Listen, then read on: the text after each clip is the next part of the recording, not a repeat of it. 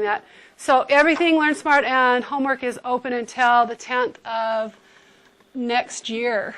Okay, so where did we end here? I know where we need to get to, but where did we end? What were we doing last? Had we done this? So we had made the other side.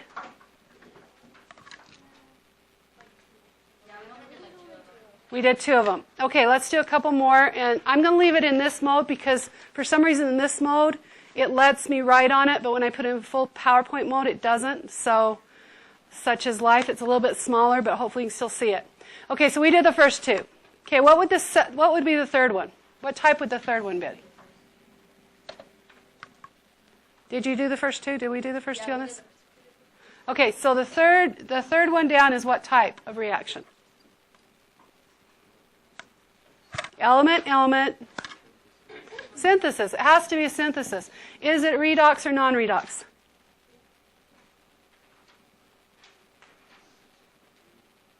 Redox. Anytime you have an element, and it's going to go to a compound, you have redox.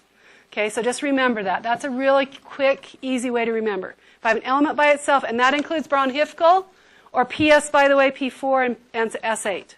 So if they're by themselves, and just like that, then it's redox. Okay, so by themselves, there's zeros, right? Yes. Yes. It's like just 2 elements, like instead of like, so the first one, it's just 1 element on board, and there's one that's like... A Braun-Hifkel, That one's like the single displacement, right? Nope, that would still be synthesis. Number 1? So, this is an element and a compound. Yeah, okay, So if it's 2 elements, I thought you were saying if it was something like Cu plus O2, that would still be synthesis. Okay? All right, so when they're by themselves, that is 0. But I know when I combine them with things, they're going to take charges. So what charge would oxygen like to take in our rules? -2. And what charge would hydrogen want to take? +1. Always write your positives first. So I'm going to write hydrogen first. I'm going to need 2 of them to go with 1 oxygen, right? So we made water. Okay? Now I need to balance it. This is where we put our little cheat sheet up next to it and say, okay, hydrogen's going to come first because remember, ho, ho, ho. Leave H and O till the very end. So hydrogen first, 2 and 2. Balanced. Oxygen, 2, 1. Not balanced. So I put a 2 in front of here so that 2 comes through to the oxygen. When I do that, my oxygens are balanced, but now my hydrogens are out of balance. I have 2 times 2, which is 4, right? So then I put a 2 in front of this, and I'm done. Okay? When we have the next type, what is the next type, by the way? Compound in a compound. Double displacement, or what I call dance disaster when we did it up here. Okay? So dance disaster, I always remember double displacement. So that is going to be a DD. Now, this is a special kind of DD in acid-base, but we haven't learned that. So I'll talk to you about that in a minute. Is it redox or non-redox? Non-redox. Good. There's no element by itself. Now, this is where we use the math term FOIL. Anybody know what that means? First, inside, outside, last, except we drop the first and the last. We just go, oi. Okay? So outside, inside. So we're going to take the outside here, and it's going to go with the outside here. We're going to take the inside here, and it's going to go inside here. Notice that I put the arrow starting at the first one, because I know the first one's positive. So I know on the other side I'm going to write the first one first. Okay? So H and OH always make water. Okay? So here I have water.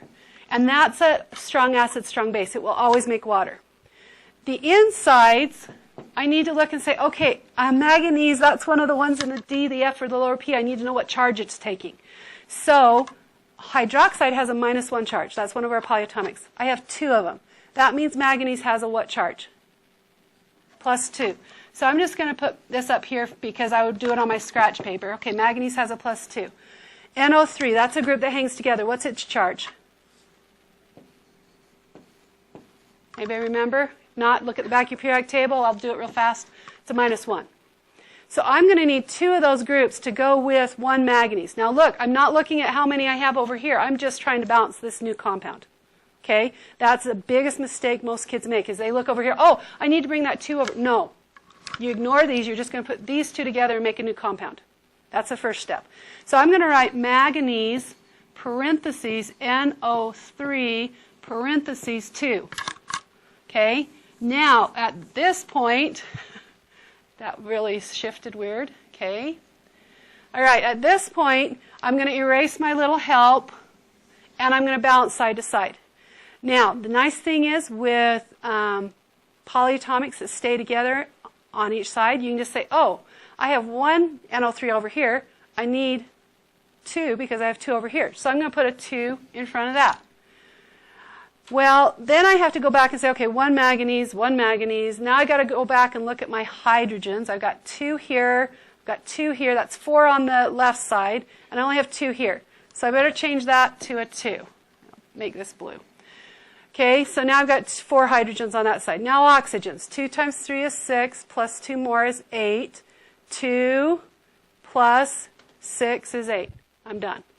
Okay, we're going to go forward. I left a whole bunch of them so you could practice. If you're struggling, we can sit down and we have stuff right there that we can work with. Okay, so we're going to move forward. Okay, unfortunately, my notes come with me when I move forward with this. All right, so when we do a molecular equation, what time do we get out of here, guys? I know it's... Thank you. Okay, we'll try and get you right up to where the others are. When I work with a molecular equation is what we've been doing. An ion, this is not in your notes, by the way, and I found out was on the test. So find a blank piece of paper. I think the back page is one that you'll want to write it on. Okay, and we'll be going through these different types, so it's not important that you really write down what each one is, because we're going to go through each of them. An ionic equation is when we separate into ions. The only thing that can separate into ions are AQ. Solid, liquid, and gas cannot separate into ions. Okay, so just put a little note there. AQ, only ions. Spectator ions are the ones that are the same on both sides of the reaction, and I can cancel them out.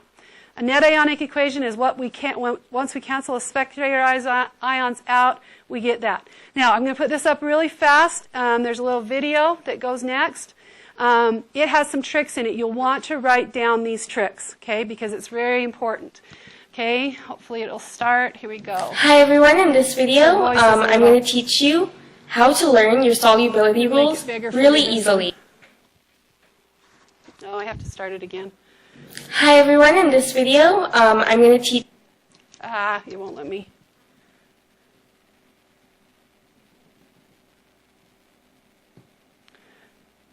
Come on.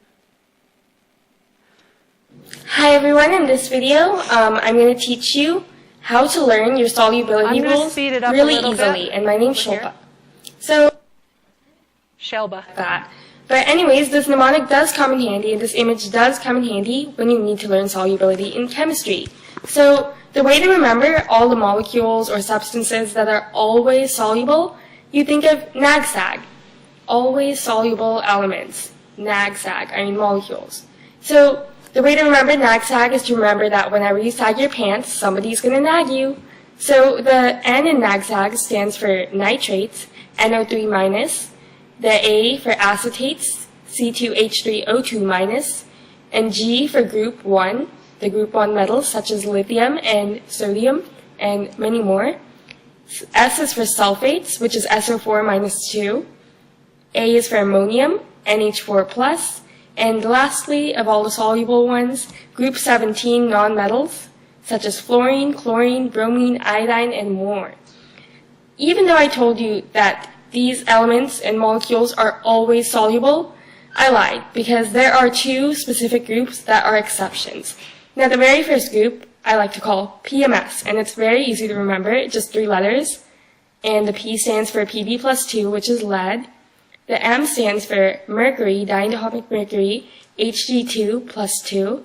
The S for silver, Ag plus.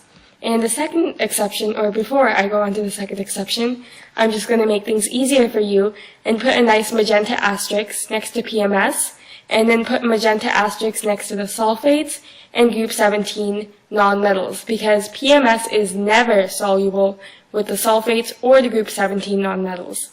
Now let's move on to the second and final exception. This exception is called castor ware. castor-ware.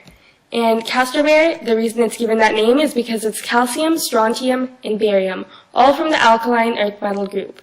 And castor-ware is never soluble with sulfates. So you see that beautiful neon green asterisk next to castor-ware? Well, we're also going to put one next to the sulfates because it's never soluble with the sulfates. And I suppose since now we know 2 exceptions to NAGSAG, NAGSAG's not always soluble, but it's almost always soluble.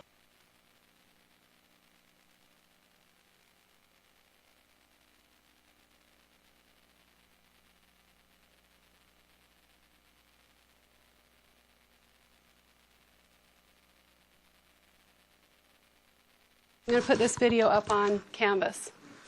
Forgot to turn on my thing again. It's there. It's working. Okay, so we're going to go forward. Everybody got a picture of it? Okay, and I'm going to bring it back out of